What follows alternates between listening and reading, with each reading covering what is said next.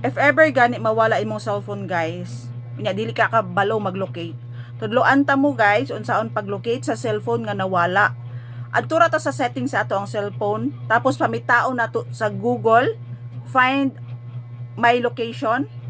So tudloan ta mo unsaon guys no, pangguan ra man gud ni if ever lang na moy friends nga wala kabalo unsaon pag-locate sa ilang cellphone nga nawala or gikuha. So, kini simple tips na nako nga i-share sa inyo ha. Please follow, like, and share sa ako ang video. So, let's go! Guys, ato ta dire sa settings sa ato ang cellphone no. Sunda lang ninyo guys kay dako jud siyang tabang. Okay? Bago ta mutulan guys, please follow, like, and share sa akong video. So, ato ta dire sa settings sa ato ang scroll up ta. Pamitaon nato ang Google. All services, scroll up.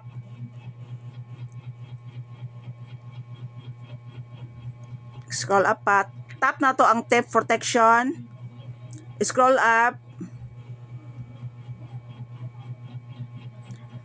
Tap na to ang find and erase your device. Tap na to. So dapat kani guys naka-on jud din no, allow device to be located kay para if ever nawala or gikuha atong cellphone, malocate na to sa ni pamitaon. So make sure ha nga naka-on ni. So balik ta adto ta sa ato ang Google.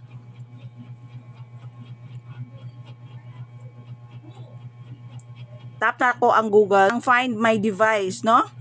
Nara find my device.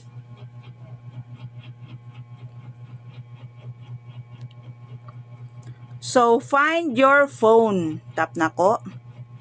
So mo na ni guys na adiri makita nato diri tanan ang location og unsa nga unit ato ang cellphone nga na wala. So tuplokan lang ninyo ni guys sign to start. So makita na nato diri no ang location sa ato ang nawala nga cellphone. So dako kay nigtabang guys no if ever lang.